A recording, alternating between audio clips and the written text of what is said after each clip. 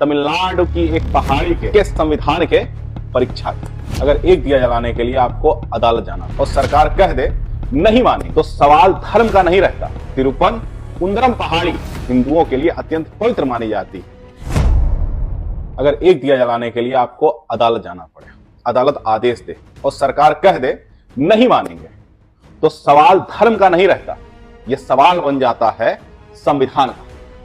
मैं गुरु और आप देख रहे हैं दा गुरु, और यह कहानी है तमिलनाडु की एक पहाड़ी के एक दीपक की और भारत के संविधान के परीक्षा की।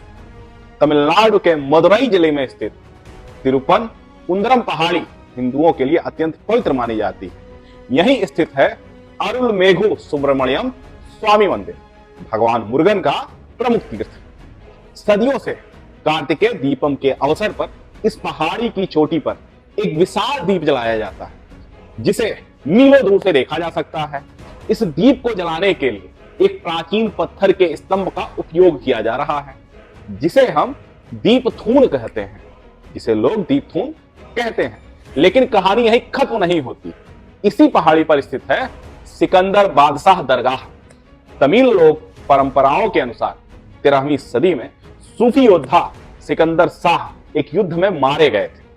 विजयी हिंदू राजा ने उनके अनुयायियों को यहीं दरगाह बनाने की अनुमति दी और फिर सदियों तक यह पहाड़ी बनी रही हिंदू मुस्लिम सौहार्द की मिसाल। हिंदू दरगाह पर मन्नतें मांगते थे और मुस्लिम मंदिर में दर्शन करते थे। लेकिन 1994 में पहली बार विवाद खड़ा हुआ। फिर से मांग उठी दीपथून पर दीप जलाने की, क्योंकि उसे रोका गया था। तमिलनाडु सरकार ने कहा इससे कानून व्यवस्था बिगड़ सकती है और अनुमति नहीं दी गई। फिर पहुंचा मामला अदालत, लेकिन हर बार जवाब वही रहा, शांति रखिए, शांति पहले होनी चाहिए, परंपरा बाद में आनी चाहिए। 2020 के बाद माहौल बदलने लगा। राम रविचंद्रन नाम के एक हिंदू कार्यकर्ता सामने आए और उन्होंने कहा अवैध निर्माण हटाइए, परंपरागत अधिकार लौटाइए और कानून सबके लिए बराबर रखिए। इसके बाद अदालत के फैसले आने लगे। 2022 में पहला फैसला आया मद्रास हाई कोर्ट से, दरगाह में पशु बलि पर रोक लगा दी गई। और फिर आया वर्ष 2025 में क्या हुआ, 1 दिसंबर 2025 को मद्रास हाई कोर्ट जज जस्टिस GR स्वामीनाथन कोर्ट ने साफ कहा दीप प्रज्वलन एक प्राचीन परंपरा है। दीपथून मंदिर की भूमि पर आता है, दरगाह की संपत्ति से प्रभावित नहीं होती है और किसी की धार्मिक भावना को ठेस नहीं पहुंचाती है। कोर्ट का आदेश था कार्तिकेय दीपम पर दीपथून पर दीप जलाया जाए और प्रशासन सुरक्षा सुनिश्चित करे, क्योंकि सरकार उसी लिए है। सरकार द्वारा लगाई गई रोक को कोर्ट द्वारा रद्द कर दिया गया। लेकिन यही कहानी पलट जाती है। तमिलनाडु की DMK सरकार ने इस आदेश को लागू करने से इनकार कर दिया। नतीजा क्या हुआ?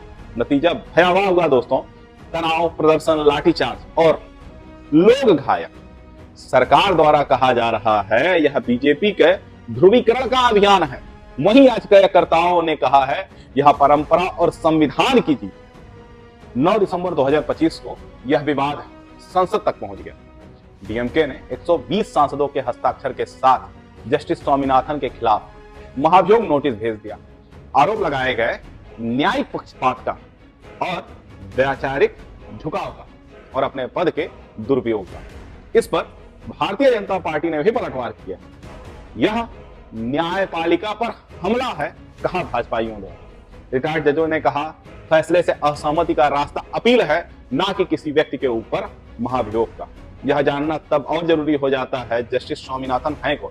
1991 से वकालत शुरू की, 2017 में हाईकोर्ट के जज बने। 64,000 से अधिक मामलों को इनके द्वारा निपटाया गया। संवैधानिक अधिकार के मामले, नागरिक स्वतंत्रता और अल्पसंख्यक अधिकारों पर कई अहम फैसले इनकी कलम से लिखे गए। सवाल यह नहीं है कि एक पहाड़ पर दीप जले या नहीं जले। दोस्तों, सवाल दूसरा है। सवाल क्या है?